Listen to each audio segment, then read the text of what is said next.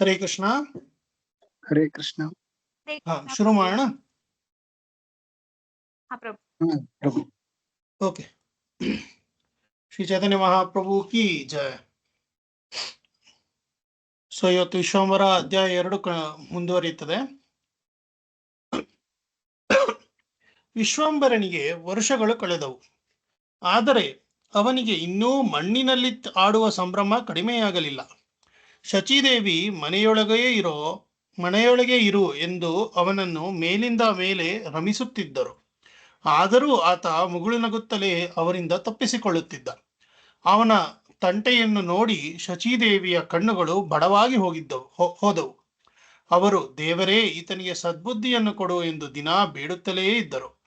ಅದೂ ಸಾಲದೆನಿಸಿದಾಗ ಗಂಡನಲ್ಲಿ, ನೀವು ಯಾವಾಗ ನೋಡಿದರೂ ನಿಮ್ಮ ಪಂಡಿತ ಮಿತ್ರರ ಜೊತೆಗೇ ಇರುತ್ತೀರಿ, ನಿಮಗೇನು ಗೊತ್ತು ಗೌರನ ತಂಟೆ, ಒಂದು ದಿನ ನೀವೂ ಮನೆಯಲ್ಲಿ ಇದ್ದು ಅದನ್ನು ಅನುಭವಿಸಿ ನೋಡಿ ಎಂಬ ಸವಾಲನ್ನೂ ಹಾಕುತ್ತಿದ್ದರು. ಮಿಶ್ರರು ಆ ಮಾತು ಕೇಳಿ ಮನೆಯಿಂದ ಹೊರಗೆ ಹೋಗಲು ಕಾಲಿಡುತ್ತಿದ್ದರು. ಆದರೂ ಒಂದು ಕ್ಷಣ ನಿಂತು, ಈ ಮಗುವಿನ ವಯಸ್ಸಿನಲ್ಲಿ ನೀನೆಷ್ಟು ತಂಟೆ ಮಾಡಿದ್ದಿ ಎನ್ನುವುದು ನಿನಗೆ ಗೊತ್ತೇನು ಎಂದು ನಗುವರು. ಮಗು ಆಡಿಕೊಳ್ಳಲಿ ಬಿಡು, ಈಗ ಅವನು ಆಡುವ ಸಮಯ ತಾನೇ ಎಂದು ಮುಂದೆ ಹೆಜ್ಜೆ ಇಡುತ್ತಿದ್ದರು. ಆ ದಿನ ಮಿಶ್ರರ ನಿರ್ಗಮನದ 2 ಗಳಿಗೆಯ ಬಳಿಕ ವಿಶ್ವಂಬರ ಹಾಸಿಗೆಯಿಂದ ಎದ್ದ. ತಾಯಿಯಿಂದ ಮುಖಮಾರ್ಜನ ಮಾಡಿಸಿಕೊಂಡ. ಬೆಳ್ಳಿಯ ಬಟ್ಟಲಲ್ಲಿ ತಾಯಿ ಶಚೀದೇವಿ ತಂದ ಕ್ಷೀರಾನ್ನವನ್ನು ಮೆದ್ದ. ತಂಟೆ ಮಾಡಲು ಹೊರಗೆ ಕಾಲಿಟ್ಟ. ಅವನೊಂದಿಗೆ ಆಟವಾಡಲು ಅವನ ಮಿತ್ರರ ಹಿಂಡು ಹೊರಗೆ ಕಾಯುತ್ತಿತ್ತು. ಆ ಹಿಂಡಿನಲ್ಲಿ ವಿಶ್ವಂಬರನ ಮನೆಯ ಹಿಂದೆ ಮುಂದಿನ ಮನೆಗಳ 10 ಹುಡುಗರು ಇದ್ದರು. ಅವರೆಲ್ಲರೂ ಒಬ್ಬೊಬ್ಬರಾಗಿ ಅವನಿದ್ದಲ್ಲಿಗೆ ಓಡೋಡಿ ಬಂದು ಗೌರಾಂಗ ಗೌರಾಂಗ ಎಂದು ವಿಶ್ವಂಬರನನ್ನು ಸುತ್ತುಗಟ್ಟಿದ್ದರು. ವಿಶ್ವಂಬರನಿಗೆ ಖುಷಿಯಾಯಿತು. ಅವನು ಅವರೆಲ್ಲರ ಜೊತೆ ಆಟವಾಡಲು ಮುಂದಾದ. ಶಚೀದೇವಿಯು ಮನೆಯೊಳಗಿನಿಂದಲೇ ಮಕ್ಕಳು ಕೇಕೆ ಹಾಕುತ್ತಾ ಮಣ್ಣಿನಲ್ಲಿ ಆಡಿಕೊಳ್ಳುತ್ತಿರುವುದನ್ನು ನೋಡಿದರು. ವಿಶ್ವಂಬರ ಧೂಳಿನಲ್ಲಿ ಆಗಲೇ ಮುಳುಗಿ ಹೋಗಿದ್ದ. ಅದನ್ನು ನೋಡಿ ಆಕೆಗೆ ಎಲ್ಲಿಲ್ಲದ ಸಿಟ್ಟು ಬಂತು. ಅವರು ಗೌರನ ಬಳಿ ಬಂದು, ಗೌರ, ಯಾಕೆ ಹೀಗೆ ಮಣ್ಣು ಮೆತ್ತಿಕೊಳ್ಳುತ್ತಿ? ಒಂದಿಷ್ಟಾದರೂ ಬುದ್ಧಿ ಬೇಡವೇ ನಿನಗೆ? ಎಂಥ ಚಂದದ ಮೈಬಣ್ಣ ನಿನ್ನದು, ಶ್ರೀಗಂಧವೂ ನಾಚಬೇಕು ಎಂತಿರುವ ನಿನ್ನ ದೇಹವು ಈಗ ಹೇಗೆ ಕೊಳಕಾಗಿದೆ ನೋಡು ಎಂದು ಛೇಡಿಸಿದರು. ಸಾಲದೆನ್ನುವಂತೆ ಆತನ ಸುತ್ತಮುತ್ತಲ ಮಕ್ಕಳನ್ನೂ ಗದರಿದರು. ಆಮೇಲೆ ವಿಶ್ವಂಬರನ ಕೈ ಹಿಡಿದು ಒಳಗೆ ಎಳೆದೊಯ್ಯಲು ಮುಂದಾದರು. ವಿಶ್ವಂಬರ ಮಾತೇ ಆಡದೆ ಬರಲಾರೆ ಎಂಬಂತೆ ಚಕ್ಕ ಮಕ್ಕಳ ಹಾಕಿ ಕುಳಿತ. ಖುಷಿಯಲ್ಲಿ ಬಿದ್ದು ನಗತೊಡಗಿದ. ಅದನ್ನು ನಿರೀಕ್ಷಿಸಿದ್ದ ಅಲ್ಲಿದ್ದ ಮಕ್ಕಳೂ ಖುಷಿಪಟ್ಟರು. ಅವರೆಲ್ಲರೂ ಗೌರಾಂಗನಿಗೆ ಜಯವಾಗಲಿ ಎಂದು ಕುಣಿದು ಕುಪ್ಪಳಿಸತೊಡಗಿದರು. ಶಚೀದೇವಿಯ ಸಿಟ್ಟು ಇಳಿದು ಹೋಯಿತು. ಆಕೆ ಈ ಪೋರ ಇಷ್ಟೊಂದು ಮಕ್ಕಳ ಮನಸ್ಸನ್ನು ಹೇಗೆ ಗೆದ್ದ ಎಂದು ಬೆರಗಾದರು. ಆಕೆಗೆ ಕೆಲ ವರ್ಷಗಳ ಕೆಳಗೆ ತಮ್ಮ ಮಲಗುವ ಕೋಣೆಯಲ್ಲಿ ಕಂಡ ದೃಶ್ಯವು ಥಟ್ಟನೆ ನೆನಪಾಯಿತು. ಭವಿಷ್ಯದಲ್ಲಿ ಅದು ವಾಸ್ತವವೇ ಆಗುತ್ತದೆಯೇ ಎಂದು ಆಕೆ ಪ್ರಶ್ನಿಸಿಕೊಂಡರು. ಮಕ್ಕಳೇ, ಇಲ್ಲಿ ಬನ್ನಿ ಎಂದು ಎಲ್ಲರನ್ನೂ ಮನೆಯೊಳಗೆ ಪ್ರೀತಿಯಿಂದ ಕರೆದರು. ಅವರನ್ನು ಒಟ್ಟಿಗೆ ಕೊಳ್ಳಿರಿಸಿ ಸಿಹಿ ಹಂಚಿದರು. ನೀವು ಆಡುವುದಕ್ಕೆ ಆಕ್ಷೇಪ ಇಲ್ಲ, ಆದರೆ ಗೌರ ಧೂಳು ಮೆತ್ತಿಕೊಳ್ಳುವುದನ್ನು ನಾನು ನೋಡಲಾರೆ ಎಂದು ಹೇಳಿದರು. ನಾನು ಹೇಳಿದರೆ ಆತ ಕೇಳುವುದಿಲ್ಲ, ನೀವು ಹೇಳಿದರೆ ಆತ ಕೇಳುತ್ತಾನೆ ಎಂದು ಮುಗುಳ್ನಕ್ಕರು. ಮಕ್ಕಳು ಖುಷಿಯಿಂದ ಸಿಹಿ ತಿಂಡಿ ತಿಂದು ಚಪ್ಪಾಳೆ ಬಡಿದರು. ನಿಧಾನವಾಗಿ ಅಂಗಳಕ್ಕೆ ಇಳಿದು ಗೌರಾಂಗನ ಸುತ್ತಲೂ ನಿಂತು ಗೌರಾಂಗನಿಗೆ ಜಯವಾಗಲಿ ಎಂದು ಕೂಗಿದರು. ನೀನು ಧೂಳು ಮೆತ್ತಿಕೊಳ್ಳುವುದನ್ನು ನಿನ್ನಮ್ಮ ಸಹಿಸುವುದಿಲ್ಲ, ಧೂಳು ಮೆತ್ತಿಕೊಳ್ಳಬೇಡ ಎಂದು ವಿನಂತಿಸಿದರು. ವಿಶ್ವಂಬರ, ಇಲ್ಲ, ನಾನಿನ್ನು ಧೂಳು ಮೆತ್ತಿಕೊಳ್ಳುವುದಿಲ್ಲ ಎಂದು ಕುಣಿಯುತ್ತಲೇ ನಕ್ಕ. ಒಂದು ಹಿಡಿ ಧೂಳನ್ನು ಮುಷ್ಟಿಯಲ್ಲಿ ತುಂಬಿಕೊಂಡು ತನ್ನ ತಲೆ ಮೇಲೆ ಸುರಿದುಕೊಂಡ. ಎಲ್ಲರಿಂದ ದೂರ ಓಡಿ ಹೋದ. ಅದನ್ನು ನೋಡಿ ಆಶ್ಚರ್ಯಪಟ್ಟ ಮಕ್ಕಳು, ಅರೇ, ಈತ ಎಲ್ಲಿಗೆ ಹೋಗುತ್ತಾನೆ ಎಂದು ಅವನನ್ನು ಹಿಂಬಾಲಿಸತೊಡಗಿದರು. ವಿಶ್ವಂಬರ ಗಂಗಾ ನದಿಯ ತಟದಾಚೆಗೆ ನಡೆದ. ಉಳಿದ ಮಕ್ಕಳು ಅಲ್ಲಿಗೆ ಹೋದರು. ಅವರೆಲ್ಲರೂ ಆಟದಲ್ಲಿ ತೊಡಗಿದರು. ಆದರೆ ವಿಶ್ವಂಬರ ಒಂಟಿ ಕಾಲಲ್ಲಿ ತಪಸ್ಸಿಗೆ ನಿಂತ ಹಾಗೆ ನಿಂತ. ಬಹಳ ಹೊತ್ತು ಆ ಭಂಗಿಯಿಂದ ಕದಲದೇ ಉಳಿದ. ಅದನ್ನು ನೋಡಿ ಗುಂಪಿನಲ್ಲಿದ್ದ ಒಂದೆರಡು ಮಕ್ಕಳು ವಿಶ್ವಂಬರನ ಮನೆಯಾಚೆ ಓಡಿ ಬಂದು ಶಚೀದೇವಿಗೆ ವಿಷಯವನ್ನು ತಿಳಿಸಿದರು. ಆತಂಕಗೊಂಡ ಶಚೀದೇವಿ ವಿಶ್ವಂಬರನಾಚೆ ಓಡಿ ಬಂದರು. ಅಮ್ಮ ಓಡಿ ಬರುವುದನ್ನು ಗಮನಿಸಿದ ವಿಶ್ವಂಬರ ಮದಗಜದ ಹಾಗೆ ಸಿಕ್ಕಲ್ಲಿ ಓಡಲು ಮೊದಲಾದ. ಶಚೀದೇವಿ ಅವನನ್ನು ಹಿಂಬಾಲಿಸಿ ಹಿಡಿಯಲು ಪ್ರಯತ್ನಿಸಿದರು. ಆದರೆ ಅವನನ್ನು ಹಿಡಿಯಲಾಗದೆ ಅಸಹಾಯಕರಾಗಿ ನಿಂತರು. ಸಿಟ್ಟಿನಲ್ಲಿ ವಿಶ್ವಂಬರನ ಗೆಳೆಯರ ಬಳಗಕ್ಕೆ ಅವನನ್ನು ಹಿಡಿಯಿರಿ ಎಂದರು. ವಿಶ್ವಂಬರನ ಗೆಳೆಯರು ಓಡಿ ಬಂದು ಅವನನ್ನು ಸುತ್ತುವರಿದು ಹಿಡಿಯಲು ಪ್ರಯತ್ನಿಸಿದರು. ಆದರೆ ಆತ ಯಾರ ಕೈಗೂ ಸಿಗಲಿಲ್ಲ. ಅವನು ನೇರವಾಗಿ ಮನೆಯಾಚೆ ಓಡತೊಡಗಿದ. ಶಚೀದೇವಿಯಲ್ಲಿ ನೋವು, ನಿರಾಶೆ, ಸಿಟ್ಟು ತುಂಬಿಕೊಂಡವು. ಆಕೆ ದುಗುಡದಿಂದಲೇ ಮನೆಯಾಚೆ ಧಾವಿಸಿ ಬಂದರು. ಆಗಲೇ ಮನೆಯೊಳಗೆ ಹೊಕ್ಕಿದ್ದ ವಿಶ್ವಂಬರ ಅಡಿಗೆಯ ಮನೆ, ಊಟದ ಮನೆ, ಮಲಗುವ ಕೋಣೆ ಎಂದು ಲೆಕ್ಕಿಸದೆ ಕೈಗೆ ಸಿಕ್ಕ ವಸ್ತುಗಳನ್ನೆಲ್ಲ ಅಂಗಳದಾಚೆ ಎಸೆಯುವುದರಲ್ಲಿ ಖುಷಿ ಪಡುತ್ತಿದ್ದ.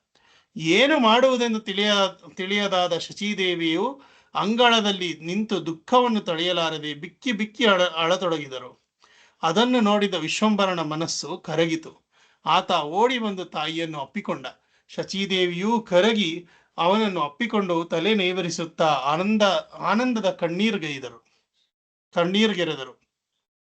ಶಚೀದೇವಿಯ ನೋವು, ನಿರಾಶೆ, ಸಿಟ್ಟು, ದುಗುಡಗಳೆಲ್ಲವೂ ಕ್ಷಣಾರ್ಧದಲ್ಲಿ ಇಳಿದು ಹೋದವು. ಆಕೆ ಗೌರಾಂಗನನ್ನು ಕಷ್ಟಪಟ್ಟು ಎತ್ತಿ ಅವನ ಕೆನ್ನೆಗೆ ಲೊಚಲೊಚನೆ ಮುತ್ತಿಟ್ಟರು. ಗೌರಾಂಗ ಧೂಳು ಮೆತ್ತಿಕೊಂಡು ಗಂಗೆಯ ದಡದಲ್ಲಿ ಓಡಿದ ಸಂಗತಿಯು ಮಕ್ಕಳ ಮೂಲಕ ಮಿಶ್ರರ ಸರೀಕರ ಮನೆಗಳಲ್ಲಿ ಸುದ್ದಿಯಾಯಿತು. ಒಬ್ಬೊಬ್ಬರೇ ಹೆಂಗಳೆಯರು ಶಚೀದೇವಿಯ ಮನೆಗೆ ಬಂದರು. ನಮ್ಮ ನದಿಯಾದಲ್ಲಿ ನಿಮ್ಮ ನಿಮಾಯಿ ಅಂತ ತುಂಟನೊಬ್ಬ ಈ ತನಕ ಹುಟ್ಟಿರಲಿಲ್ಲ ಎಂದರು. ಖಂಡಿತವಾಗಿಯೂ ಅವನನ್ನು ಯಾವುದೋ ಪ್ರೇತ ಬಾಧೆ ಕಾಡುತ್ತಿರಬೇಕು. ನೀವು ಪಂಡಿತರನ್ನು ಕರೆಸಿ ಸಮಸ್ಯೆಯನ್ನು ಮುಂದಿಟ್ಟು ಅವರಿಂದ ಯಜ್ಞ ಮಾಡಿಸಿ ಎಂದು ಅಭಿಪ್ರಾಯ ಮುಂದಿಟ್ಟರು. ಶಚೀದೇವಿಗೆ ಹಿಂದೆ ತಮ್ಮ ಮಲಗುವ ಕೋಣೆಯಲ್ಲಿ ದೇವಾನುದೇವತೆಗಳು ಬಂದು ಅರ್ಚಿಸಿದ ದೃಶ್ಯ ಮತ್ತೆ ನೆನಪಾಯಿತು. ಆಕೆಗೆ ಇವರಿಗೆಲ್ಲ ಆ ಅನುಭವವನ್ನು ಹೇಳಿದರೆ ಹೇಗೆ ಎಂದು ಎನಿಸಿತು. ಮರುಕ್ಷಣ ಇವರೆಲ್ಲ ಅದು ಬೊಗಳೆ ಎಂದುಕೊಂಡು ನನ್ನನ್ನು ತಮಾಷೆ ಮಾಡಬಹುದು ಎನ್ನುವ ದ್ವಂದ್ವ ಅವರನ್ನು ಕಾಡಿತು. ಆದರೆ ಆಕೆಯ ಒಳಮನಸ್ಸು ಇವರೆಲ್ಲರೂ ನಿರ್ಮಲ ಮನಸ್ಸಿನಿಂದ ನನ್ನ ಮಗುವಿನ ಅಭಿವೃದ್ಧಿ ಬಯಸುವವರು, ಇವರ ಮುಂದೆ ಅದನ್ನು ಹೇಳುವುದರಲ್ಲಿ ನನಗೆ ಮುಜುಗರ ಯಾಕೆ ಎಂದು ಹೇಳಿತು. ನಿಸ್ಸಂಕೋಚದಿಂದ ಆಕೆ ಆ ಘಟನೆಯನ್ನು ತಮ್ಮ ಗೆಳತಿಯರ ಮುಂದೆ ಹಂಚಿಕೊಂಡರು. ಶಚೀದೇವಿಯ ಗೆಳತಿಯರು ಆ ಘಟನೆಯು ಖಂಡಿತ ಪ್ರೇತಬಾಧೆಯೇ ಎಂದು ಅಭಿಪ್ರಾಯಕ್ಕೆ ಬಂದರು. ಶಚೀದೇವಿಗೂ ಅದು ಹೌದೆನಿಸಿತು. ರಾತ್ರಿ ಊಟದ ಹೊತ್ತು ಶಚೀದೇವಿ ಗಂಡನಲ್ಲಿ ಗೌರಾಂಗನ ತುಂಟತನವನ್ನೆಲ್ಲ ಹೇಳಿದರು. ತಮ್ಮ ಗೆಳತಿಯರ ಅಭಿಪ್ರಾಯವನ್ನು ಮುಂದಿಟ್ಟರು. ಮಿಶ್ರರು ಎಲ್ಲವನ್ನೂ ಕೇಳಿಸಿಕೊಂಡರು. ಊಟದ ನಡುವೆ ಮಾತು ಬೇಡ ಎಂಬಂತೆ ಮೌನವಾಗಿ ಊಟ ಮುಗಿಸಿದರು. ಬಳಿಕ ಚಾವಡಿಗೆ ಬಂದು ಕುಳಿತು, ಶಚಿ, ನಿನ್ನ ಊಟ ಬೇಗ ಮುಗಿಸು, ಆಮೇಲೆ ಆ ವಿಷಯದ ಬಗ್ಗೆ ನಿನ್ನ ಜೊತೆ ಮಾತನಾಡಲಿಕ್ಕಿದೆ ಎಂದರು. ಶಚೀದೇವಿ ಊಟ ಮುಗಿಸಿ ಚಾವಡಿಗೆ ಬಂದರು. ಮಿಶ್ರರು ಆಕೆಯನ್ನು ತಮ್ಮ ಪಕ್ಕದಲ್ಲೇ ಕುಡಿಸಿಕೊಂಡರು. ನೋಡು ಶಚಿ, ಖಂಡಿತವಾಗಿಯೂ ನಮ್ಮ ಮಗುವಿಗೆ ಯಾವ ಪ್ರೇತಬಾಧೆಯೂ ಬರಲಾರದು ಎಂದರು. ಶಚೀದೇವಿ ಆತಂಕಗೊಂಡರು. ಯಜ್ಞ ಮಾಡಿಸದಿರುವುದು ನಿಮ್ಮಿಷ್ಟ. ಆದರೆ ಮುಂದೆ ನಮ್ಮ ಮಗುವಿಗೆ ಅಪಾಯ ಒದಗಿ ಬಂದರೆ ನಾನು ಹೇಗೆ ತಾಳಿಕೊಳ್ಳುವುದು? ಕುರುಡನಿಗೆ ತನ್ನ ಊರುಗೋಲು ಹೇಗೆ ಅತಿ ಮುಖ್ಯವಾದದೋ ಹಾಗೆಯೇ ಗೌರವನು ನನಗೆ. ಆತ್ಮವಿಲ್ಲದ ದೇಹ ಹೇಗೆ ಜೀವಿಸದೋ ಹಾಗೆಯೇ ಗೌರಚಂದ್ರನಿಲ್ಲದೆ ನಾನು ಜೀವಿಸಲಾರೆ. ಏನಾದರೂ ಮಾಡಿ ನಮ್ಮ ಮಗನನ್ನು ರಕ್ಷಿಸಿ ಎಂದರು. ಆಗ ಅವರ ಕಣ್ಣುಗಳು ತುಂಬಿ ಬಂದವು. ಇದನ್ನು ಕಂಡ ಮಿಶ್ರರ ಕರಳು ಕರಗಿತು. ಅವರು ಪತ್ನಿಯ ಎರಡೂ ಕೈಗಳನ್ನು ಬೊಗಸೆಯಲ್ಲಿ ಹಿಡಿದುಕೊಂಡು, ದೇವಿ, ನಾನು ನಿನ್ನ ಮನಸ್ಸಿನ ವಿರುದ್ಧ ಯಾವತ್ತಾದರೂ ನಡೆದುಕೊಂಡವನೇ? ನಿನ್ನ ಅಭಿಪ್ರಾಯವನ್ನು, ಅಭಿವ್ಯಕ್ತಿ ಸ್ವಾತಂತ್ರ್ಯವನ್ನು ನಾನು ಗೌರವಿಸುತ್ತೇನೆ. ನಮ್ಮ ಮಗು ಸುಖಿಯಾಗಿಯೂ ಮತ್ತು ಸಮರ್ಥನಾಗಿಯೂ ಇರುತ್ತಾನೆ. ಇದಕ್ಕೆ ನೀನು ಚಿಂತಿಸಬೇಕಿಲ್ಲ. ನಮ್ಮ ಮಗುವಿಗಾಗಿ ಯಾವ ಯಜ್ಞ ಕಾರ್ಯವನ್ನು ಬೇಕಾದರೂ ಮಾಡಿಸುತ್ತೇನೆ ಎಂದು ಸಂತೈಸಿದರು. ಕೆಲವು ದಿನಗಳ ಬಳಿಕ ಮಿಶ್ರರು ವಿಶ್ವಂಬರನ ಹೆಸರಿನಲ್ಲಿ ಯಜ್ಞ ಮಾಡಿಸಿದರು. ಅಲ್ಲಿದ್ದ ಋತ್ವಿಜರು ಮಗುವನ್ನು ಹರಸುತ್ತಾ ಹೇಳಿದರು, ಇಂದಿನಿಂದ ವಿಶ್ವಂಬರನ ಚೇಷ್ಟೆ ತಂಟೆಗಳು ಕೊನೆಯಾದವು. ಯಜ್ಞ ಕಾರ್ಯವು ಮುಗಿತು. ಮುಗಿದು ಋತ್ವಿಜರೆಲ್ಲ ತಮ್ಮ ಮನೆಗಳಿಗೆ ತೆರಳಿದ ಬಳಿಕ ಶಚೀದೇವಿಗೆ ಗೌರಾಂಗನಿಗೆ ಗಂಗಾ ಸ್ನಾನ ಮಾಡಿಸಬೇಕು ಎನಿಸಿತು. ಶಚೀದೇವಿ ಗೌರಾಂಗನನ್ನು ಹತ್ತಿರ ಕರೆದು, ನೀನು ಈಗ ಗಂಗಾ ಸ್ನಾನಕ್ಕೆ ಹೊರಡಬೇಕು ಎಂದು ಅವನ ಬೆನ್ನು ನೇವರಿಸಿದರು. ವಿಶ್ವಂಬರ ಅಸಮಾಧಾನಗೊಂಡು, ಯಾಕಮ್ಮ ಈಗ ಗಂಗಾ ಸ್ನಾನ ಎಂದು ಪ್ರಶ್ನಿಸಿದ. ಅವನ ಮಾತಿಗೆ ಆಶ್ಚರ್ಯಪಟ್ಟ ಶಚೀದೇವಿ, ಈ ಮಗು ಈಗಲೇ ಯಾಕೆ ಏನು ಎಂದು ಪ್ರಶ್ನಿಸುವಷ್ಟು ಪ್ರೌಢನೇ ಎಂದುಕೊಂಡರು. ಮಗನ ತಲೆ ನೇವರಿಸಿ ಬಾ ಎಂದು ಕೈ ಹಿಡಿದು ಗಂಗಾ ನದಿ ತೀರಕ್ಕೆ ಕರೆದೊಯ್ದರು. ನದಿ ದಂಡೆಯಲ್ಲಿ ಬಿದ್ದಿದ್ದ ಶವ ಸಂಸ್ಕಾರ ಮಾಡಲು ಉಪಯೋಗಿಸಿದ್ದ ಒಡೆದ ಮಡಕೆಗಳು ಮತ್ತು ಅರ್ಧ ಸುಟ್ಟ ಮರದ ದಿಮ್ಮಿಗಳನ್ನು ಗೌರ ಸ್ಪರ್ಶಿಸತೊಡಗಿದ. ಶಚೀದೇವಿ, ಅಯ್ಯೋ ನನ್ನ ಮಗ ಈಗ ಹಿಂದಿಗಿಂತಲೂ ಹೆಚ್ಚು ತುಂಟನಾದ ಎಂದು ಕ್ರುದ್ಧರಾಗಿ ಮಗನನ್ನು ನಿಂದಿಸಿದರು. ಅನಿಷ್ಟ ಅಶುದ್ಧ ವಸ್ತುಗಳನ್ನು ಮುಟ್ಟಬೇಡ ಎಂದು ಚೀರಿದರು. ವಿಶ್ವಂಬರನು ಸಮಾಧಾನವಾಗಿ, ಶುದ್ಧ ಅಶುದ್ಧ ಎಂದರೇನು, ಧರ್ಮ ಅಧರ್ಮ ಎಂದರೇನು, ಈ ಜಗತ್ತಿನಲ್ಲಿ ಪ್ರತಿಯೊಂದು ವಸ್ತುವು ಪಂಚಭೂತಗಳಿಂದ ಮಾಡಲ್ಪಟ್ಟಿದೆ. ನಿಜವಾದ ಧರ್ಮವೆಂದರೆ ಶ್ರೀಕೃಷ್ಣನ ಚರಣ ಕಮಲಗಳ ಸೇವೆ ಎಂದು ನುಡಿದ. ಶಚೀದೇವಿ ಆನಂದ ತುಂದಿಲರಾದರು. ಎಂತಹ ಧರ್ಮ ನಿರ್ಣಯ ನಿನ್ನದು ಎಂದು ಸಂಭ್ರಮಿಸಿದರು. ವಿಶ್ವಂಬರನಿಗೆ ಗಂಗಾ ಸ್ನಾನ ಮಾಡಿಸಿ ಅವನನ್ನು ಬರಸೆಳೆದು ಮುದ್ದಿಸಿದರು. ಅವನ ಜೊತೆ ಮನೆಯ ಆಚೆ ಹೆಜ್ಜೆ ಹಾಕಿದರು. ರಾತ್ರಿ ಶಚೀದೇವಿಯು ಗಂಡನಲ್ಲಿ ವಿಶ್ವಂಬರನು ಗಂಗಾ ಸ್ನಾನವನ್ನು ಮಾಡಿದ ರೀತಿಯನ್ನು ವರ್ಣಿಸಿದರು. ಅವನ ತುಂಟಾಟದ ರೀತಿಯೇ ಬಹುಚೆಂದ, ಅವನ ಧರ್ಮ ನಿರ್ಣಯದ ರೀತಿ ಅಸದೃಶ ಎಂದು ಮಗನನ್ನು ಕೊಂಡಾಡಿದರು. ಎಲ್ಲವನ್ನೂ ಕೇಳಿಸಿಕೊಂಡ ಮಿಶ್ರರು ಬಹು ಸಂತೋಷ ಪಟ್ಟರು. ಈ ಘಟನೆ ನಡೆದು ಸುಮಾರು 6 ತಿಂಗಳುಗಳಾದವು. ಒಂದು ದಿನ ಸಂಜೆ ಹೊತ್ತು ವಿಶ್ವಂಬರ ತನ್ನ ಗೆಳೆಯರೊಡನೆ ಧೂಳಿನಲ್ಲಿ ಆಟವಾಡುತ್ತಾ ಇದ್ದ. ಆಗ ಅಲ್ಲಿಗೆ 4 ನಾಯಿ ಮರಿಗಳು ಆಹಾರವನ್ನು ಅರಸುತ್ತಾ ಬಂದವು. ಅವುಗಳನ್ನು ನೋಡಿದ ವಿಶ್ವಂಬರ ಆಟವನ್ನು ನಿಲ್ಲಿಸಿದ. ಗೆಳೆಯರ ಮುಂದೆ, ಎಷ್ಟು ಮುದ್ದಾಗಿವೆ ನೋಡಿ ಈ ನಾಯಿ ಮರಿಗಳು, ಅವುಗಳಿಗೆ ತಾಯಿ ಇದೆಯೋ ಇಲ್ಲವೋ ಗೊತ್ತಿಲ್ಲ, ನಾವು ಇವುಗಳ ಹಸಿವೆ ನೀರಡಿಕೆ ನೀಗಿಸಿ ಸಲಹಬೇಕು ಎಂದು ಸಲಹೆ ನೀಡಿದ. ಅವನ ಗೆಳೆಯರು ಹೌದು ಹೌದು ಎಂದು ಸಮ್ಮತಿಸಿದರು. ವಿಶ್ವಂಬರ ತಟ್ಟನೆ ಆ ನಾಯಿ ಮರಿಗಳಲ್ಲಿ ಹೆಚ್ಚು ಸುಂದರವಾಗಿರುವ ಒಂದನ್ನು ಎತ್ತಿ ಹಿಡಿದು ಅದರ ತಲೆಯನ್ನು ನೇವರಿಸಿ ಎದೆಗೊಪ್ಪಿಕೊಂಡ. ಇದನ್ನು ನಾನು ಸಾಕುತ್ತೇನೆ, ಉಳಿದ 3ರಲ್ಲಿ ಒಂದೊಂದನ್ನು ನೀವು ಸಾಕಿರಿ ಎಂದು ಸೂಚಿಸಿದ. ವಿಶ್ವಂಬರನ ಆ ಮಾತಿಗೆ ಆ ಗೆಳೆಯರಲ್ಲಿ ಒಬ್ಬರೂ ಮುಂದೆ ಬರಲಿಲ್ಲ. ವಿಶ್ವಂಬರನಿಗೆ ಆಶ್ಚರ್ಯವಾಯಿತು. ಆತ, ಯಾರಿಗೂ ನಾಯಿ ಮರಿ ಬೇಡವೇ ಎಂದು ಪ್ರಶ್ನಿಸಿದ. ಗೆಳೆಯರು ಪರಸ್ಪರ ಮುಖ ನೋಡಿಕೊಂಡರು. ಅವರು ತಮ್ಮೊಳಗೆ, ಸುಂದರವಾದದ್ದನ್ನು ಗೌರ ಆಯ್ಕೆ ಮಾಡಿದ್ದಾನೆ, ಚೆನ್ನಾಗಿಲ್ಲದ ಉಳಿದವು ನಮಗೆ ಯಾಕೆ ಎಂದು ಪಿಸಿಗೊಟ್ಟತೊಡಗಿದರು. ಅಸಮಾಧಾನಗೊಂಡ ವಿಶ್ವಂಬರನು, ಅದೇನು ಆಡಿಕೊಳ್ಳುತ್ತೀರೋ ಅದನ್ನು ನನಗೂ ಹೇಳಿ ಎಂದ. ಅವನ ಗೆಳೆಯರು ತಾವು ಪಿಸಿಕೊಟ್ಟಿದ್ದನ್ನು ಜೋರಾಗಿ ಹೇಳಿದರು. ನೀನು ನಮ್ಮನ್ನು ಕೀಳಂದಾಜಿಸುತ್ತಿ ಎಂದು ಆರೋಪಿಸಿದರು. ಈಗ ನೀನು ಆಯ್ಕೆ ಮಾಡಿದ ನಾಯಿ ಮರಿಯನ್ನು ನಮಗೆ ಕೊಡದಿದ್ದರೆ ನಾಳೆಯಿಂದ ನಾವು ನಿನ್ನ ಜೊತೆ ಆಡಲು ಬರುವುದಿಲ್ಲ ಎಂದು ಎಚ್ಚರಿಸಿದರು. ವಿಶ್ವಂಬರನಿಗೆ ನೋವಾಯಿತು. ಆತ, ಇಷ್ಟಕ್ಕೂ ನೀವು ಮುನಿಸಿಕೊಳ್ಳುವುದು ಯಾಕೆ? ಈ ನಾಯಿ ನನ್ನ ಜೊತೆಯಲ್ಲಿದ್ದರೂ ಅದರ ಜೊತೆ ಆಡುವ ಅವಕಾಶ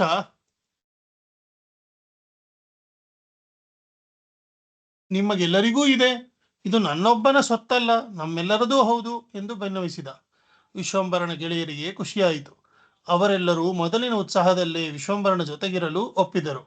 ವಿಶ್ವಂಬರನು ಸಂಜೆ ಮನೆಗೆ ಬರಳಿದಾಗ ಆ ನಾಯಿ ಮರಿಯನ್ನು ಎತ್ತಿಕೊಂಡು ಮನೆಗೆ ಬಂದ. ನಾಯಿ ಮರಿಯನ್ನು ಹಗ್ಗದಿಂದ ಬಂಧಿಸಿದ. ಮರುದಿನ ಬೆಳಗ್ಗೆ ಆ ನಾಯಿ ಮರಿಯ ಜೊತೆ ವಿಶ್ವಂಬರ ಮತ್ತು ಅವನ ಗೆಳೆಯರ ಆಟ ಪ್ರಾರಂಭವಾಯಿತು.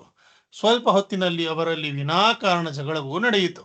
ಇಬ್ಬರು ಹುಡುಗರು ಗೌರಾಂಗನಿಗೆ ಬುದ್ಧಿ ಕಲಿಸಬೇಕೆಂದು ನಿರ್ಧರಿಸಿ ವಿಶ್ವಂಬರನ ಮನೆಗೆ ಓಡಿ ಬಂದು ಶಚೀದೇವಿಯನ್ನು ಕೂಗಿ ಕರೆದು, ಅಮ್ಮ ತಾಯಿ, ನಿಮ್ಮ ಮಗ ಗೌರಾಂಗ ಒಂದು ನಾಯಿ ಮರಿಯನ್ನು ಬಂಧಿಸಿದ್ದಾನೆ, ಅದಕ್ಕೆ ಹಿಂಸೆಯನ್ನು ಕೊಡುತ್ತಿದ್ದಾನೆ ಎಂದರು.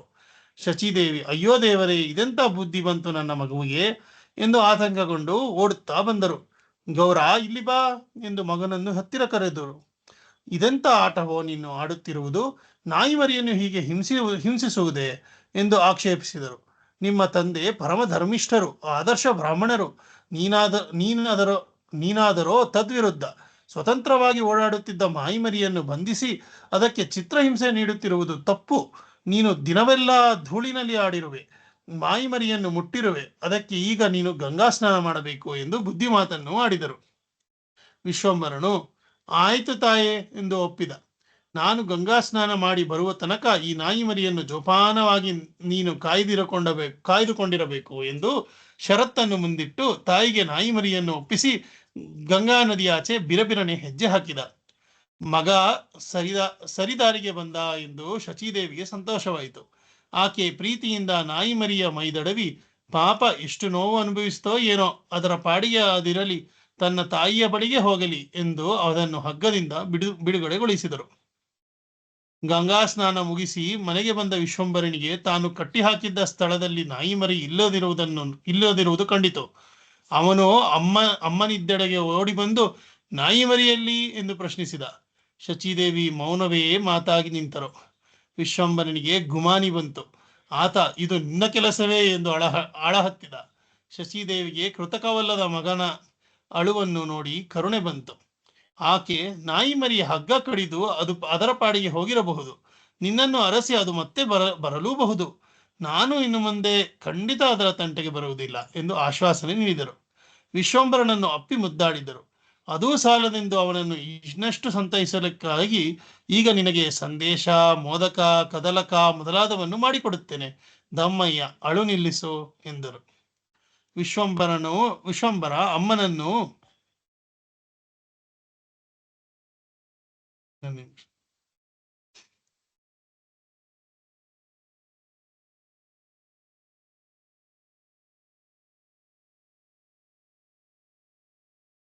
ವಿಶ್ವಂಬರ ಅಮ್ಮನನ್ನು ಬಿಗಿದಪ್ಪಿ ಹಣೆಗೆ ಮುತ್ತಿಟ್ಟ. ನಾಳೆ ಆ ನಾಯಿ ಮರಿ ಬಂದರೆ ಅದನ್ನು ಮತ್ತೆ ನೀನು ಓಡಿಸಬಾರದು ಎಂದು ಹೇಳಿದ. ಶಚೀದೇವಿ ಖಂಡಿತ ಎಂದರು. ಮರುದಿನ ಬೆಳಗಾಯಿತು. ವಿಶ್ವಂಬರನನ್ನು ಅರಸಿಕೊಂಡು ಆ ನಾಯಿ ಮರಿ ಮಿಶ್ರರ ಅಂಗಳಕ್ಕೆ ಬಂತು. ಕುಯ್ ಕುಯ್ ಎಂದು ಕುಯ್ಗೊಡತೊಡಗಿತು. ವಿಶ್ವಂಬರ ಸಂತೋಷಗೊಂಡ. ನಾಯಿ ಮರಿಗೆ ತಿಂಡಿ ನೀಡಿದ. ಗೆಳೆಯರನ್ನೆಲ್ಲ ಕೂಡಿ ಹಾಕಿ ಒಂದಷ್ಟು ಹೊತ್ತು ನಾಯಿ ಮರಿಯ ಜೊತೆ ಆಟವಾಡಿದ. ಆಮೇಲೆ ಗೆಳೆಯರಿಗೆ, ಈಗ ಒಂದು ತಮಾಷೆ ತೋರಿಸುತ್ತೇನೆ, ನಾನೂ ನರ್ತಿಸಿದರೆ ಈ ನಾಯಿ ಮರಿಯೂ ನರ್ತಿಸುತ್ತದೆ ಎಂದು ಹೇಳಿ ಎಲ್ಲರಲ್ಲಿ ಅಚ್ಚರಿ ಮೂಡಿಸಿದ. ವಿಶ್ವಂಬರನು ನಾಯಿ ಮರಿಯನ್ನು ಎತ್ತಿಕೊಂಡು ಮುದ್ದಾಡಿದ. ಅದರ ಕಿವಿಯ ಸಮೀಪದಲ್ಲಿ ತುಟಿ ಇಟ್ಟು ಹೇಳಿದ, ನಾನು ರಾಧಾಕೃಷ್ಣ ಗೋವಿಂದ ಎಂದು ಹೇಳುತ್ತಾ ಕುಣಿಯುತ್ತೇನೆ, ಆಗ ನೀನೂ ನನ್ನ ಹಾಗೆ ಕುಣಿದಾಡಬೇಕು. ಕೇಳಿಸುತ್ತೋ ಇಲ್ಲವೋ ಹೇಳು. ನಾಯಿ ಗೋಣು ಅಲ್ಲಾಡಿಸದೆ ಸುಮ್ಮನೆ ನಿಂತಿತು. ಗೆಳೆಯರು ಪಿಳಿಪಿಳಿ ಕಣ್ಣು ಬಿಟ್ಟು ವಿಶ್ವಂಬರನನ್ನು ನೋಡಿದರು. ಹೋ ಎಂದು ತಮಾಷೆ ಮಾಡಿದರು. ಎಂಥ ಹುಚ್ಚಪ್ಪ ಇವನು, ನಾಯಿ ಎಲ್ಲಾದರೂ ನರ್ತನ ಮಾಡಲು ಸಾಧ್ಯವೇ ಎಂದು ಆಡಿಕೊಂಡರು. ವಿಶ್ವಂಬರನು ಗೆಳೆಯರ ಗೇಳ್ದಿಯ ಮಾತುಗಳನ್ನು ನಿರ್ಲಕ್ಷಿಸಿದ. ತನ್ನ ಕಾಲನ್ನು ಸುತ್ತುತ್ತಿದ್ದ ನಾಯಿ ಮರಿಯ ತಲೆ ಸವರಿದ. ಕುಣಿಯೋ ಎಂದ. ರಾಧಾಕೃಷ್ಣ ಗೋವಿಂದ ಎನ್ನುತ್ತಾ ನರ್ತಿಸಲು ಆರಂಭಿಸಿದ. ವಿಶ್ವಂಬರನ ಬಾಯಿಯಿಂದ 2-3 ಬಾರಿ ರಾಧಾಕೃಷ್ಣ ಗೋವಿಂದ ಎಂಬ ಸಂಸ್ತುತಿ ಬಂತು. ಅದನ್ನು ಕೇಳಿಸಿಕೊಂಡ ನಾಯಿ ಮರಿಯು ವಿಶ್ವಂಬರನ ಹೆಜ್ಜೆಗೆ ಅನುಸಾರವಾಗಿ ಹೆಜ್ಜೆ ಹಾಕತೊಡಗಿತು. ವಿಶ್ವಂಬರ ಹೆಜ್ಜೆಯನ್ನು ತೀವ್ರಗೊಳಿಸಿದ. ನಾಯಿ ಮರಿಯೂ ತನ್ನ ಹೆಜ್ಜೆಯನ್ನು ತೀವ್ರಗೊಳಿಸಿತು. ವಿಶ್ವಂಬರನ ಹೆಜ್ಜೆಯನ್ನು ನಿಧಾನಗೊಳಿಸಿದ. ನಾಯಿ ಮರಿಯೂ ತನ್ನ ಹೆಜ್ಜೆಯನ್ನು ನಿಧಾನಗೊಳಿಸಿತು. ವಿಶ್ವಂಬರನ ಗೆಳೆಯರು ಈ ಅಪರೂಪದ ನರ್ತನವನ್ನು ನೋಡಿ ಅವಾಕ್ಕಾಗಿ ಹೋದರು. ಅಷ್ಟರಲ್ಲಿ ಅವರಲ್ಲಿ ಒಬ್ಬಿಬ್ಬರು ಶಚೀದೇವಿಯ ಇದ್ದಲ್ಲಿಗೆ ಓಡಿ ಹೋಗಿ ವಿಷಯ ತಿಳಿಸಿದರು. ಇನ್ನೊಂದಿಬ್ಬರು ಮಿಶ್ರರ ಸರೀಕರಿಗೆಲ್ಲ ಸುದ್ದಿ ಮುಟ್ಟಿಸಲು ಮುಂದಾದರು. ಸುದ್ದಿ ಕೇಳಿದ ಜನರು ಒಬ್ಬೊಬ್ಬರಾಗಿ ಬಂದು ಸೇರತೊಡಗಿದರು. ಶಚೀದೇವಿಗೆ ಮಕ್ಕಳ ಮಾತನ್ನು ನಂಬಲಾಗಲಿಲ್ಲ. ಮಕ್ಕಳು ಇಂಥ ಸುಳ್ಳು ಹೇಳುವುದೆಯೇ ಎಂದು ಆತಂಕಗೊಂಡು ಓಡಿ ಬಂದು ಅವರಿಗೆ ನಂಬಸಾಧ್ಯವಾದ ದೃಶ್ಯವು ಕಣ್ಣ ಮುಂದಿತ್ತು. ಶಚೀದೇವಿಯು ಗೌರಾಂಗ ಎಂದು ಮೆತ್ತಗೆ ಕೂಗಿದರು. ವಿಶ್ವಂಬರನು ಅದಕ್ಕೆ ಹೋಗಡಲಿಲ್ಲ. ಆಕೆ ಮತ್ತೆ ಜೋರಾಗಿ ಕೂಗಿದರು. ವಿಶ್ವಂಬರನು ಅದಕ್ಕೂ ಹೋಗಡಲಿಲ್ಲ. ಆತ ರಾಧಾಕೃಷ್ಣ ಗೋವಿಂದ ಎಂದು ನರ್ತಿಸುವುದರಲ್ಲಿ ತಲ್ಲೀನನಾಗಿದ್ದ.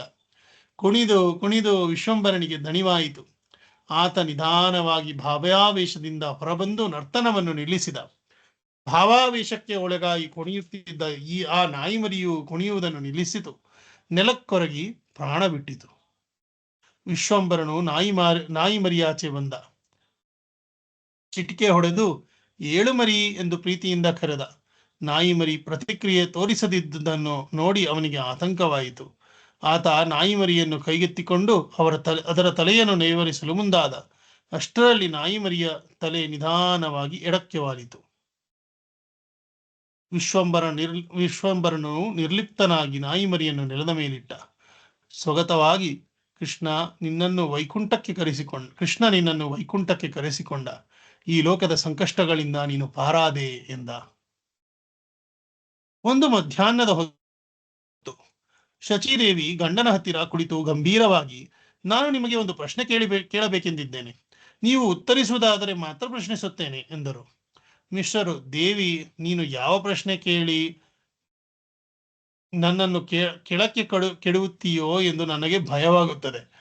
ಆದರೂ ಕೇಳು, ಪ್ರಯತ್ನಿಸುವೆ ಎಂದರು.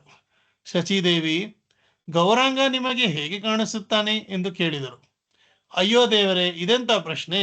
ನಿನಗೆ ಹೇಗೆ ಕಾಣುತ್ತಾನೋ ಹಾಗೆ ನನಗೂ ಕಾಣಿಸುತ್ತಾನೆ. ತಮಾಷೆ ಬೇಡ, ಗಂಭೀರವಾಗಿ ಹೇಳಿ. ಇದು ತಮಾಷೆಯಲ್ಲ, ವಾಸ್ತವವನ್ನೇ ನಾನು ಆಡಿದ್ದು. ಶಚೀದೇವಿ, ನನಗೆ ಅವನು ಸುಮೇರು ಪರ್ವತದ ಹಾಗೆ ಕಾಣುತ್ತಾನೆ ಎಂದರು.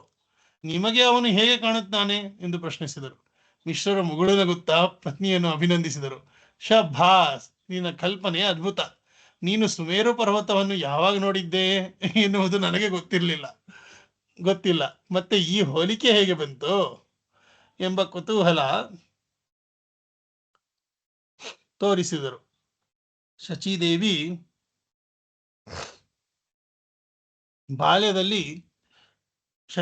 ಬಾಲ್ಯದಲ್ಲಿ ತನ್ನ ತಂದೆ ಯಾರಿಗೋ ಸುಮೇರು ಪರ್ವತದ ಹೋಲಿಕೆ ನೀಡಿದ್ದನ್ನು ಕೇಳಿದ್ದೆ. ಆ ನೆನಪಿನಲ್ಲೇ ಗೌರನನ್ನು ಸುಮೇರು ಪರ್ವತಕ್ಕೆ ಹೋಲಿಸಿದೆ ಎಂದರು. ವಿಶ್ವಂಬರನು ಹೀಗೆ ಮಿಶ್ರ ದಂಪತಿಯ ಕಣ್ಮಣಿಯಾಗಿ ಬೆಳೆಯತೊಡಗಿದ. ಶಚೀದೇವಿಯು ವಿಶ್ವಂಬರನನ್ನು ಪ್ರೀತಿಯಿಂದ ನಿಮಾಯ್, ವಿಶ್ವಂಬರ, ಗೌರ, ಗೌರಚಂದ್ರ, ಗೌರಾಂಗ ಎನ್ನುವ ಹೆಸರುಗಳಲ್ಲಿ ಕರೆಯುತ್ತಿದ್ದರು.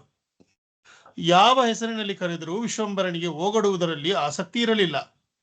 ಇದರಿಂದ ಶಚೀದೇವಿ ನೊಂದುಕೊಂಡರು. ಕೇಳಿಸಲಿಲ್ಲವೇನೋ ಗೌರಾಂಗ ಎಂದು ಮತ್ತೆ ಮತ್ತೆ ಅವರು ಅವನನ್ನು ಕರೆಯುತ್ತಿದ್ದರು. ಅವನು ಒಮ್ಮೊಮ್ಮೆ ಕೇಳಿಸಲಿಲ್ಲ ಅಮ್ಮ ಎನ್ನುತ್ತಿದ್ದ. ತನ್ನ ಕೆಲಸದಲ್ಲೇ ತನ್ಮಯನಾಗುತ್ತಿದ್ದನು. ಇದನ್ನು ನೋಡಿ ಸಾಕೆನಿಸಿದ ಶಚೀದೇವಿ, ಎಲ್ಲ ಹುಡುಗರು ಹೀಗೆ ಇರುವುದು ಎಂದುಕೊಂಡು ತಮಗೆ ತಾವೇ ಸಮಾಧಾನ ಪಟ್ಟಿಕೊಂಡರು. ಆದರೂ ಹಲವು ತಿಂಗಳುಗಳ ತನಕ ಅವರು ಅವನ ಬದಲಾವಣೆಗೆ ಕಾದರು. ಆದರೆ ಆತ ಬದಲಾಗಲಿಲ್ಲ. ಒಂದು ದಿನ ಶಚೀದೇವಿ ಗೌರಾ ಎಂದು ಕರೆದರು. ವಿಶ್ವಂಬರ ಕೇಳಿಸಲಿಲ್ಲವೇನೋ ಎಂಬಂತೆ ಆಟವಾಡತೊಡಗಿದ. ಮತ್ತೆ ಶಚೀದೇವಿ ಗೌರಾ ಎಂದು ಚೋರಾಗಿ ಕೂಗಿದರು. ಆದರೂ ವಿಶ್ವಂಬರ ನನಗೆ ಕೇಳಿಸುತ್ತಿಲ್ಲಮ್ಮ ಎಂದು ಮಣ್ಣಿನಲ್ಲಿ ಆಟಾಡುವುದನ್ನು ಮುಂದುವರಿಸಿದ. ಶಚೀದೇವಿಯ ಅಂತರಂಗದಲ್ಲಿ ಹುದುಗಿದ್ದ ಕೋಪವು ಕಣ್ಣಿನಿಂದ ಇಳಿದು ಬಲಗೈಗೆ ಬಂತು. ಆ ಕೋಪವೇ ಆಕೆಯ ಬಲಗೈ ಬೆತ್ತವಾಯಿತು. ಆಕೆ ಕೈಯಲ್ಲಿ ಬೆತ್ತ ಹಿಡಿದು ವಿಶ್ವಂಬರನನ್ನು ಥಳಿಸಲು ನಿರ್ಧರಿಸಿದರು. ದುಡುದುಡು ಎಂದು ದೊಡ್ಡ ಹೆಜ್ಜೆಗಳನ್ನು ಇಟ್ಟು ಅಂಗಳಕ್ಕೆ ಧುಮುಕಿದರು. ಮಣ್ಣಿನಲ್ಲಿ ಆಟವಾಡುತ್ತಿದ್ದ ವಿಶ್ವಂಬರನು ತಾಯಿಯ ಕೋಪವನ್ನು ಗಮನಿಸಿದ. ಎದ್ದು ಓಡಲು ಮುಂದಾದ. ಶಚೀದೇವಿ, ನನ್ನ ಕೈಯಿಂದ ಹೇಗೆ ತಪ್ಪಿಸಿಕೊಳ್ಳುತ್ತೀಯೋ ನೀನು ಎಂದು ಅವನನ್ನು ಹಿಂಬಾಲಿಸಿದರು. ವಿಶ್ವಂಬರ ಹಾವಿನ ವೇಗದಲ್ಲಿ ಓಡತೊಡಗಿದ. ನಡುವೆ ಕೊರಳು ತಿರುಗಿಸಿ ಹಿಂದೆ ನೋಡಿ, ಅಮ್ಮ ಇನ್ನೂ ಹಿಂಬಾಲಿಸುತ್ತಿದ್ದಾಳೆಯೇ ಎಂದು ಖಾತ್ರಿಪಡಿಸಿಕೊಳ್ಳುತ್ತಿದ್ದ. ಹೀಗೆ ಓಡುತ್ತಾ ಅವನು ಗಂಗಾ ತಟದಾಚೆಗೆ ಓಡಿ ಬಂದ. ಅಲ್ಲಿಗೆ ಎಸೆದಿದ್ದ ಮಲಿನಗೊಂಡ ಮಡಿಕೆಗಳ ಬಳಿ ನಿಂತ. ಶಚೀದೇವಿಗೆ ಕೋಪ ಬಂತು. ಹಾ ಮಗನೇ, ಈ ದುಷ್ಟ ಕೆಲಸಗಳನ್ನು ಬಿಡು. ಇಂಥ ಮಾನಸಿಕ ಹಿಂಸೆ ನೀಡುವ ನೀನು ವೃದ್ಧಾಪ್ಯದಲ್ಲಿ ನನಗೆ ಒಂದು ಅಗಳು ಅನ್ನವನ್ನಾದರೂ ನೀಡುವುದುಂಟೆ? ನೀನೊಬ್ಬ ಗೌರವಸ್ಥ ಬ್ರಾಹ್ಮಣನ ಮಗ ಎನ್ನುವುದು ನೆನಪಿರಲಿ. ಮೊದಲು ನೀನು ಬ್ರಾಹ್ಮಣನ ಧರ್ಮವನ್ನು ಅನುಸರಿಸುವುದನ್ನು ಕಲಿ ಎಂದು ಕೂಗಿ ಕೇಳಿದರು. ತನ್ನ ತಾಯಿಯ ಕರ್ಣಕಠೋರ ಮಾತುಗಳನ್ನು ಕೇಳಿಸಿಕೊಂಡ ವಿಶ್ವಂಬರನಲ್ಲಿ ಸಿಟ್ಟು ಆವಿರ್ಭವಿಸಿತು. ಅವನು ತನ್ನ ಕಾಲು ಬುಡದಲ್ಲಿರುವ ಸಣ್ಣ ಇಟ್ಟಿಗೆಯ ಚೂರೊಂದನ್ನು ಎತ್ತಿ ರೊಯ್ಯನೆ ತಾಯಿಯ ಕಡೆಗೆ ಬೀಸಿದ. ಆ ಇಟ್ಟಿಗೆ ಚೂರು ಶಚೀದೇವಿಯ ತಲೆಗೆ ಬಡಿಯಿತು. ಆಕೆ ನೋವಿನಿಂದ ಚೀರುತ್ತಾ ನೆಲಕ್ಕೆ ಒರಗಿದರು. ಇದನ್ನು ಕಂಡು ವಿಶ್ವಂಬರ ಅಳತೊಡಗಿದ. ಅಷ್ಟರಲ್ಲಿ ಶಚೀದೇವಿಯ ಗೆಳತಿಯರು ಅಲ್ಲಿಗೆ ಬಂದರು. ಪ್ರಜ್ಞೆ ತಪ್ಪಿ ಬಿದ್ದಿದ್ದ ಶಚೀದೇವಿಯನ್ನು ನೋಡಿದರು. ಇದೇನು ಮಾಡಿದೆಯೋ ನಿಮಾಯ್? ನಿನ್ನಮ್ಮನಿಗೆ ಈಗಿಂದೀಗಲೇ 2 ಎಳನೀರು ತಂದು ಕುಡಿಸು, ಇಲ್ಲವಾದರೆ ಆಕೆ ಸಾಯುತ್ತಾಳೆ ಎಂದು ಹೇಳಿದರು. ವಿಶ್ವಂಬರ ತಕ್ಷಣ ಒಂದೇ ಜಿಗಿತಕ್ಕೆ ಆಕಾಶವನ್ನೇ ಜಯಿಸಬಲ್ಲೆ ಎಂಬಂತೆ ಓಡತೊಡಗಿದ. ಕ್ಷಣಾರ್ಧದಲ್ಲಿ ಎಲ್ಲಿಂದಲೋ 2 ಎಳನೀರು ತಂದು ಆ ಹೆಂಗಸರಿಗೆ ಒಪ್ಪಿಸಿದ. ಅವರು ಅದನ್ನು ಶಚೀದೇವಿಗೆ ಕುಡಿಸಿದರು. ಶಚೀದೇವಿ ಮೂರ್ಛೆಯಿಂದ ನಿಧಾನವಾಗಿ ಮೇಲೆದ್ದು ಕುಳಿತರು. ಶಚೀದೇವಿಯನ್ನು ಗೆಳತಿಯರು ಸಂತೈಸುತ್ತಾ, ನಿನ್ನ ಮಗನನ್ನು ದಂಡಿಸಬೇಡ. ಆತ ಕ್ಷಣಾರ್ಧದಲ್ಲಿ ಎಳನೀರು ತಂದೊಪ್ಪಿಸಿದನೆಂದರೆ ಆತನಲ್ಲಿ ಖಂಡಿತ ದೈವಾಂಶ ಇದೆ ಎಂದರ್ಥ ಎಂದರು. ಗೌರಾಂಗ ತಾಯಿಯ ಹತ್ತಿರ ಬಂದು ಅವಳನ್ನು ಅಪ್ಪಿಕೊಂಡ. ಶಚೀದೇವಿ ನಿಟ್ಟುಸಿರು ಬಿಟ್ಟು ಮಗನೊಡನೆ ಮನೆಗೆ ಹಿಂದಿರುಗಿದರು. ಶಚೀದೇವಿಗೆ ಆಶ್ಚರ್ಯದ ಮೇಲೆ ಆಶ್ಚರ್ಯಗಳು ಕಾಡತೊಡಗಿದವು. ಆಕೆಗೆ ವಿಶ್ವಂಬರನು ತುಂಟಾಟಗಳ ನಡುವೆಯೂ ಅಲೌಕಿಕವೆನ್ನಬಹುದಾದ ಅನುಭವಗಳನ್ನು ನೀಡುತ್ತಿದ್ದ. ಅದನ್ನು ಆಕೆ ತಮ್ಮ ಗಂಡನಲ್ಲಿ ಮಾಡಕ್ಕಾಗಲ್ಲ. ಇವಾಗ ಸ್ಕ್ರೀನು ಹಂಗೆ ಓದೋಣ. ಫೋನಿಂದ ಮಾಡ್ತಾ ಇದ್ದೀನಿ. ಓಕೆ, ಇವಾಗ ಇಲ್ಲಿಂದ ಓದ್ತೀನಿ. ಮರುದಿನ ಬೆಳಗ್ಗೆ ಎದ್ದಾಗ ಆ ದಿನವು ದೇವಿ ಷಷ್ಠಿಯ ವ್ರತದ ದಿನವೆಂದು ಆಕೆಯ ನೆನಪಿಗೆ ಬಂತು. ಅದಕ್ಕಾಗಿ ಬಗೆ ಬಗೆಯ ನೈವೇದ್ಯ ಮಾಡುವುದರಲ್ಲಿ ಅವರು ತೊಡಗಿಸಿಕೊಂಡರು. ಎಲ್ಲಾ ತಯಾರಿ ಮುಗಿದ ಬಳಿಕ ಆಕೆ ಹೂವು, ಹಣ್ಣು, ಕಿಚಡಿ, ಕ್ಷೀರಾನ್ನ ಇತ್ಯಾದಿಗಳನ್ನು ತೆಗೆದುಕೊಂಡು ತಮ್ಮ ಮನೆಯ ಪೂರ್ವ ದಿಕ್ಕಿನಲ್ಲಿರುವ ವಟವೃಕ್ಷದಾಚೆ ದೇವಿ ಷಷ್ಠಿಯ ಪೂಜೆಗೆ ಹೊರಟರು. ಆಗ ಅಲ್ಲಿಯವರೆಗೂ ಎಲ್ಲೋ ಧೂಳಿನಲ್ಲಿ ಆಡುತ್ತಿದ್ದ ವಿಶ್ವಂಬರ ತನ್ನ ತಾಯಿಯ ಮುಂದೆ ಪ್ರತ್ಯಕ್ಷನಾದ. ಅಮ್ಮ, ನೀನು ಎಲ್ಲಿಗೆ ಹೊರಟಿದ್ದಿ? ನಿನ್ನ ಕೈಯಲ್ಲಿ ಬುಟ್ಟಿಯಲ್ಲಿ ಏನಿದೆ? ಅದು ನನಗೆ ಬೇಕು ಎಂದು ಹಠ ಮಾಡಿದ. ಶಚೀದೇವಿ, ನಾನು ಷಷ್ಠೀ ದೇವಿಯ ವ್ರತಕ್ಕಾಗಿ ಆಹಾರ ಪದಾರ್ಥಗಳನ್ನು ಕೊಂಡೊಯ್ಯುತ್ತಿರುವೆ. ಈಗ ನೀನು ಹೋಗಿ ಆಟವಾಡು. ಪೂಜೆಯ ನಂತರ ನಾನು ನಿನಗೆ ಸಂದೇಶ ಮತ್ತು ಬಾಳೆಹಣ್ಣು ಕೊಡುತ್ತೇನೆ. ನನಗೆ ಪೂಜೆ ಮಾಡಲು ಬಿಡು ಎಂದು ಹೇಳಿದರು. ವಿಶ್ವಂಬರ ಮಾತಿನಲ್ಲಿ, ಅಮ್ಮ, ಒಬ್ಬ ದೇವತೆಗೆ ಯಾಕೆ ನೈವೇದ್ಯ ಮಾಡಿ ಪೂಜಿಸುತ್ತಿ? ನನಗೆ ಆಟವಾಡಿ ಸಾಕಷ್ಟು ಸುಸ್ತಾಗಿದೆ, ವಿಪರೀತ ಹಸಿವಾಗುತ್ತಿದೆ. ಆ ಖಾದ್ಯಗಳನ್ನೆಲ್ಲ ನನಗೇ ನೀಡು ಎಂದು ಆಗ್ರಹಿಸಿದ. ಶಚೀದೇವಿ ಇದೆಂತ ಮಾತು ಎಂದು ದಿಗಿಲಾದರು. ಅಷ್ಟರಲ್ಲಿ ವಿಶ್ವಂಬರ ಬುಟ್ಟಿಗೆ ಕೈ ಹಾಕಿದ. ಆಹಾರ ಪದಾರ್ಥಗಳನ್ನು ಬಾಯಿಗಿಟ್ಟ. ಶಚೀದೇವಿ ಹೌಹಾರಿದರು. ಹಾ, ನನ್ನ ಮಗ ದೇವಿಯ ನೈವೇದ್ಯದ ವಸ್ತುಗಳನ್ನೆಲ್ಲ ತಿಂದ. ಹೇ ಮೂರ್ಖ ಮಗನೇ, ಎಷ್ಟು ಬಾರಿ ಹೇಳಿದರೂ ನೀನು ನನ್ನ ತುಂಟತನವನ್ನು ಬಿಡುತ್ತಿಲ್ಲ. ನೀನೊಬ್ಬ ಗೌರವಸ್ಥ ಬ್ರಾಹ್ಮಣನ ಮಗನಾಗಿದ್ದರೂ ಹೀಗೆ ಬಾರಿ ತಪ್ಪು ಮಾಡುತ್ತಿರುವೆ. ನಿನ್ನಿಂದ ನನಗೆ ಬಹು ದುಃಖ ಉಂಟಾಗುತ್ತಿದೆ ಎಂದು ಅಳತೊಡಗಿದರು. ವಿಶ್ವಂಬರ, ಅಮ್ಮ, ಸತ್ಯವನ್ನು ಅರಿಯದೆ ಏಕೆ ಮೂರ್ಖರಂತೆ ಪ್ರಲಾಪಿಸುತ್ತಿರುವೆ? ಯಾವ ದೇವತೆಯೂ ನನಗಿಂತ ದೊಡ್ಡವರಲ್ಲ. ನನ್ನ ಸೇವೆ ಮಾಡಿದರೆ ಉಳಿದವರೆಲ್ಲರಿಗೂ ಸೇವೆ ಸಲ್ಲಿಸಿದಂತೆ. ನನ್ನ ಕುರಿತಾಗಿ ಭಾಗವತದಲ್ಲಿ ಹೀಗೆ ಹೇಳಿದೆ, ಯಥಾ ತರೋರ್ಮೂಲ ನಿಷೇಚನೇನ ತೃಪ್ಯಂತಿ ತತ್ಸ್ಕಂದ ಭುಜೋಪಶಾಖ ಪ್ರಾಣೋಪಹಾರಾಚ್ಚ ಯತೇಂದ್ರಿಯಾಣಂ ತಥೈವ ಸರ್ವಾರ್ಪಣಂ ಮಚ್ಚುತೇಜ್ಯ. ಹೇಗೆ ವೃಕ್ಷದ ಬೇರಿಗೆ ನೀರೆರೆಯುವುದರಿಂದ ವೃಕ್ಷದ ಕಾಂಡ, ಕೊಂಬೆಗಳು ಮತ್ತು ಎಲೆಗಳಿಗೆಲ್ಲ ಪೋಷಣೆಯು ದೊರೆಯುವುದೋ, ಹೇಗೆ ಹೊಟ್ಟೆಗೆ ಆಹಾರ ನೀಡುವುದರಿಂದ ಶರೀರದ ಎಲ್ಲ ಅವಯವಗಳಿಗೆ ಶಕ್ತಿ ಪ್ರಾಪ್ತವಾಗುವುದೋ, ಅದೇ ರೀತಿ ಕೇವಲ ಭಗವಾನ್ ವಿಷ್ಣುವಿನ ಅರ್ಚನೆಯಿಂದ ವಿಷ್ಣುವಿನ ವಿವಿಧ ಅಂಗಗಳಾದ ದೇವತೆಗಳು ಸಂಪೂರ್ಣ ತೃಪ್ತಿಗೊಳ್ಳುವರು ಎಂದು ಉಪದೇಶಿಸಿದ. ಮಗನ ಬುದ್ಧಿಮಾತು ಕೇಳಿದ ಶಚೀದೇವಿ ಸಮಾಧಾನ ಪಟ್ಟುಕೊಂಡರು. ದೇವಿಯ ಗುಡಿಯಿದ್ದ ವಟವೃಕ್ಷದ ಆಚೆ ನಡೆದರು. ವಟವೃಕ್ಷಕ್ಕೆ ಪ್ರದಕ್ಷಿಣೆ ಬಂದು ಷಷ್ಠೀ ದೇವಿಯ ಮುಂದೆ ಕೈ ಮುಗಿದು, ಅಮ್ಮ, ತಾಯೇ, ನನ್ನ ಮಗನನ್ನು ನನಗೆ ಕೊಟ್ಟವಳು ನೀನೇ. ನಿನಗೂ ಸಹ ಅವನು ಮಗನೇ. ಆತನ ಮೇಲೆ ಕೋಪಿಸಿಕೊಳ್ಳಬೇಡ. ಏನೂ ತಿಳಿಯದ ನಿಷ್ಕಲ್ಮಶ ಮನಸ್ಸಿನ ಆ ಮಗುವನ್ನು ದಯಮಾಡಿ ಕ್ಷಮಿಸು ಎಂದು ಬೇಡಿಕೊಂಡರು. ಮಿಶ್ರರು ಸಂಜೆ ಮನೆಗೆ ಮರಳಿದಾಗ ಶಚೀದೇವಿ ಬೆಳಗ್ಗೆ ನಡೆದುದೆಲ್ಲವನ್ನೂ ಅವರಿಗೆ ಮುಂದಿಟ್ಟರು. ಮಿಶ್ರರ ತುಟಿಗಳಲ್ಲಿ ಸಣ್ಣ ನಗುವೊಂದು ಮಿಂಚಿತು. ಒಂದು ದಿನ ವಿಶ್ವಂಬರನು ಗೆಳೆಯರ ಜೊತೆ ಧೂಳಿನಲ್ಲಿ ಆಡುತ್ತಿದ್ದ. ಆ ಹೊತ್ತಿನಲ್ಲಿ ಅವನಿಗೆ ಜ್ಞಾನಯೋಗವನ್ನು ಉಪದೇಶಿಸುವ ಪಂಡಿತರೊಬ್ಬರು ದಾರಿಯಲ್ಲಿ ಹೋಗುವುದು ಕಾಣಿಸಿತು. ಕೈಗಳಲ್ಲಿ ಸಂಕೇತಗಳನ್ನು ಮಾಡುತ್ತಾ ತಲೆ ತಿರುಗಿಸುತ್ತಾ ಅವರು ತಮ್ಮ ಅನುಚರರಿಗೆ ಯೋಗಶಾಸ್ತ್ರಗಳನ್ನು ವಿವರಿಸುತ್ತಿದ್ದರು. ವಿಶ್ವಂಬರ ಅವರ ಹಾವಭಾವಗಳನ್ನು ಅನುಕರಿಸುತ್ತಿದ್ದ ತನ್ನ ಗೆಳೆಯರೊಂದಿಗೆ ಅವರನ್ನು ಹಿಂಬಾಲಿಸತೊಡಗಿದ. ಆ ಪಂಡಿತರ ಹೆಸರು ಮುರಾರಿ ಗುಪ್ತ. ಅವರು ಬಹುಪ್ರಸಿದ್ಧ ವೈದ್ಯರಾಗಿದ್ದರು. ತಮ್ಮನ್ನು ಹಿಂಬಾಲಿಸಿ ಮತ್ತೆ ಅಣಕಿಸುತ್ತಿರುವ ನೋಡಿ ಅವರು ಕೋಪದಿಂದ, ಯಾರು ಈ ಬಾಲಕನನ್ನು ಸಂಸ್ಕಾರವಂತ ಎಂದದ್ದು? ನೀನು ಜಗನ್ನಾಥ ಮಿಶ್ರರ ಮಗ ನಿಮಾಯಿ ಅಲ್ಲವೇ ಎಂದು ಕೇಳಿದರು. ವಿಶ್ವಂಬರನಿಗೆ ಕೋಪ ಬಂತು. ನೀವು ಊಟ ಮಾಡುವ ಹೊತ್ತಿನಲ್ಲಿ ಬಂದು ನಿಮಗೆ ಬುದ್ಧಿ ಕಲಿಸುತ್ತೇನೆ ಎಂದು ಹೇಳಿ ಓಡಿ ಹೋದ. ಸಂಜೆಯಾಯಿತು. ಗುಪ್ತರಿಗೆ ಬೆಳಗ್ಗೆ ನಡೆದಿದ್ದು ಮರೆತು ಹೋಗಿತ್ತು. ಅವರ ಊಟದ ಸಮಯ ಬಂದಾಗ ಸರ್ವಾಭರಣ ಶೋಭಿತನಾದ ವಿಶ್ವಂಬರನು ಗುಪ್ತರ ಮನೆ ಬಾಗಿಲಿಗೆ ಬಂದು ಜೋರಾಗಿ, ಮುರಾರಿ, ಏನು ಮಾಡುತ್ತಿರುವೆ ಎಂದು ಕೂಗಿದ. ಗುಪ್ತರಿಗೆ ವಿಶ್ವಂಬರನು ಸಂಜೆ ಬರುವನೆಂದು ಹೇಳಿದ್ದು ಜ್ಞಾಪಕ ಬಂತು. ಅಷ್ಟರಲ್ಲಿ ವಿಶ್ವಂಬರ ಅವರ ಮನೆಯೊಳಗೆ ಬಂದ. ಭಯಪಡಬೇಡ, ನಾನು ವಿಶ್ವಂಬರ, ನಿನ್ನ ಭೋಜನ ಮುಂದುವರಿಸು ಎಂದ. ನಂತರ ವಿಶ್ವಂಬರನು ಕರುಣೆಯಿಂದ ಗುಪ್ತರಿಗೆ, ನೀನು ಶುದ್ಧ ಭಕ್ತಿ ಮಾರ್ಗದಿಂದ ವಿಮುಕ್ತನಾಗಿರುವೆ. ಈಗ ನೀನು ಕೈಗಳಲ್ಲಿ ಸಂಕೇತಗಳನ್ನು ಮಾಡುತ್ತಾ ತಲೆ ತಿರುಗಿಸುತ್ತಾ ಯೋಗದ ಕುರಿತಾಗಿ ಮಾತನಾಡುತ್ತಿರುವೆ. ಅದರಿಂದಾಗುವ ಪ್ರಯೋಜನವೇನು? ಜ್ಞಾನ ಮತ್ತು ಕರ್ಮ ಮಾರ್ಗಗಳನ್ನು ನೀನು ತ್ಯಜಿಸು. ಪ್ರಭು ಶ್ರೀಕೃಷ್ಣನ ಪೂಜೆಯಲ್ಲಿ ಮನವಿಡು. ಭಕ್ತಿ ಮಾರ್ಗದಲ್ಲಿ ಮುನ್ನಡೆದು ಆಧ್ಯಾತ್ಮಿಕ ಆನಂದವನ್ನು ಪಡೆ ಎಂದು ಹೇಳಿದ. ಮುಂದುವರಿಸುತ್ತಾ, ಭಗವಂತನಾದ ಶ್ರೀಹರಿಯು ಸರ್ವಶಕ್ತ. ಆತನೇ ಎಲ್ಲ ಜೀವಿಗಳ ತಂದೆ. ಅವನಿಂದಲೇ ಬ್ರಹ್ಮನ್ ಪ್ರಕಟವಾಗುವುದು. ಆತನು ಗೋಪಿಯರ ಪ್ರಾಣ. ಆ ಪರಮಪುರುಷನ ಪೂಜೆಗೆ ನೀನೇಕೆ ನಿನ್ನ ಜೀವನವನ್ನು ಮುಡುಪಾಗಿಡಬಾರದು ಎಂದು ಪ್ರಶ್ನಿಸಿದ.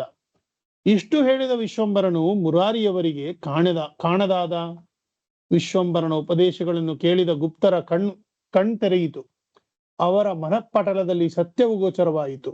ಅವರು ವಿಶ್ವಂಬರನು ಸ್ವಯಂ ದೈವೋತ್ತಮ ಪರಮಪುರುಷ ಎಂದು ಹರ್ಷದಿಂದ ಕುಣಿದಾಡಿದರು. ನಂತರ ಮುರಾರಿಗುಪ್ತರು ವಿಶ್ವಂಬರನ ಮನೆಗೆ ಬಂದರು. ಜಗನ್ನಾಥ ಮಿಶ್ರ ಮತ್ತು ಶಚಿದೇವಿಯವರು ಆಗ ವಿಶ್ವಂಬರನನ್ನು ಮುದ್ದಿಸುತ್ತಿದ್ದರು.